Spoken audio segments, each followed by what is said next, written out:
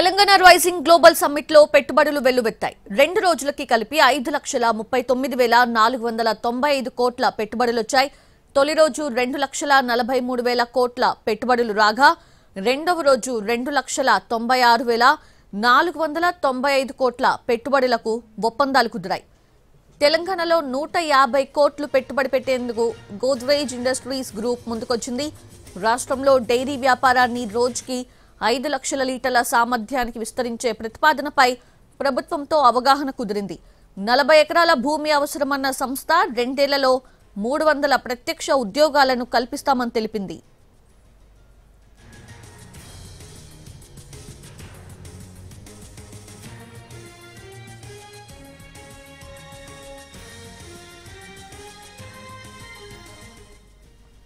Telangana rising global summit లో పెట్టుబడులు వెల్లువెత్తాయి.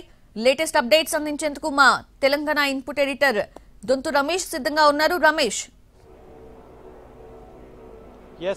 తెలంగాణ ప్రభుత్వం ఒక నిర్దిష్ట లక్ష్యంతో ఈ తెలంగాణ రైజింగ్ గ్లోబల్ సమిట్ పెట్టింది. దానికి అనుగుణంగానే, అంచనాలకు అనుగుణంగానే, లక్ష్యం చేరుకునే దిశగానే భారీ పెట్టుబడులు వచ్చాయి. ప్రపంచవ్యాప్తంగా దాదాపు 44 దేశాలకు సంబంధించిన ప్రతినిధులు వచ్చారు. 154 మందికి పైగా ప్రతినిధులు వచ్చారు.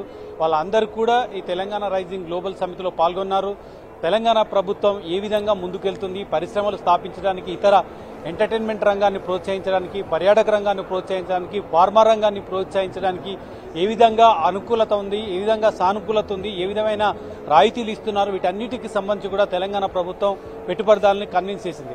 ఆ దిశగా దాదాపు 6 లక్షల కోట్ల పెట్టుబడులను ఇప్పటివరకు ఆకర్షించింది. 6 లక్షల కోట్ల పెట్టుబడులకు సంబంధించి 2 రోజుల పాటు జరిగిన సమితిలో ఎంఓయూలు కూర్చుకున్నారు.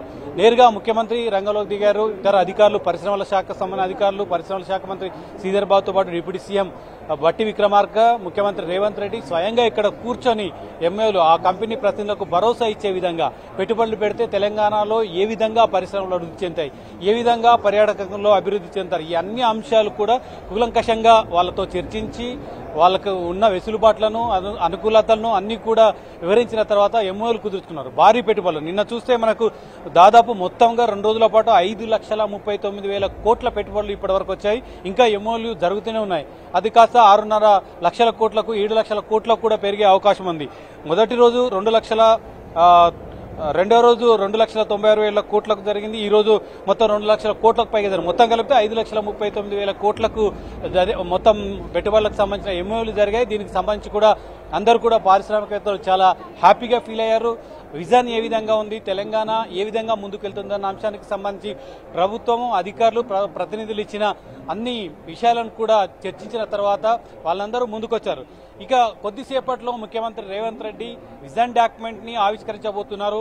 తెలంగాణలో ఏ విధంగా అభివృద్ధి చేస్తాం, పరిశ్రమలు ఏ విధంగా అభివృద్ధి చేస్తాం, ఇతర రంగాలను ఏ విధంగా అభివృద్ధి చేస్తామన్న అంశానికి సంబంధించి ఒక డాక్యుమెంట్ ను ముందుంచబోతున్నారు. ఇప్పటివరకు ఎంఓలు కుదుర్చుకున్న పెట్టుబడిదారులే కాకుండా ఇక ఫ్యూచర్లో భారత్ ఫ్యూచర్ సిటీలో పెట్టుబడులు పెట్టడానికి ఏ విధంగా అవకాశాలు ఉన్నాయి, దానికి సంబంధించిన పూర్తి విజన్ డాక్యుమెంట్ ని ఆవిష్కరించడానికి ముఖ్యమంత్రి రెడీ అవుతున్నారు. కొద్దిసేపట్లో అది కూడా జరిగే అవకాశం ఉంది. ప్రధానంగా ముఖ్యమంత్రి మొదటి నుంచి కూడా చెప్తూ వస్తారు, క్యూర్, ఫ్యూర్, రేర్ అంటూ కూడా చెప్తూ వచ్చారు. క్యూర్ అంటే కోర్ అర్బన్ ఏరియాని, ఎకనామీని ఏ విధంగా డెవలప్ చేయాలి, మొత్తం అర్బన్ ఏరియాలో ఉన్న కోర్ అర్బన్ స్కీమ్ సంబంధించి ఇతర జిఎస్టిసి పరిధిలోని కోర్ ప్రాంతాన్ని ఏ విధంగా పరిశ్రమల పరంగా, పర్యాటక పరంగా, అదేవిధంగా ఇతర రంగాల్లో ఫార్మా పరంగా, హోటల్ ఇండస్ట్రీని ఏ విధంగా డెవలప్ చేయాలన్నది సంబంధించిన ఒక ప్రణాళిక ఉంది. ఈ క్యూర్లో కోర్ అర్బన్ ఏరియా ఎకనామీని ఏ విధంగా అభివృద్ధి చేస్తామన్న అంశానికి సంబంధించి పూర్తిగా విజన్ డాక్యుమెంట్ లో కూడా ఆయన వివరించబోతున్నారు. ఇక ఫ్యూర్ అంటే peri urban development reason economy అంటూ కూడా ఇంకొకటి కూడా తీయబోతున్నారు. దానికి సంబంధించి కూడా విజన్ డాక్యుమెంట్ లో ఆయన చేయబోతున్నారు. ఇక రూరల్ అగ్రికల్చర్ రీజన్ ఎకనామీ ఏ విధంగా డెవలప్ చేయాలి, దానికి సంబంధించి కూడా ఆయన ఈ విజన్ డాక్యుమెంట్ లో ప్యూర్, రేర్ ఈ 3 అంశాలని ప్రాతిపదికగా తెలంగాణ ప్రభుత్వం ఏ విధంగా ముందుకెళ్తుందన్న అంశానికి సంబంధించి ఆయన వివరించబోతున్నారు. ప్రధానంగా food processing, data centre, pharma, clean energy రంగాల్లో పెట్టుబడులు వచ్చాయి.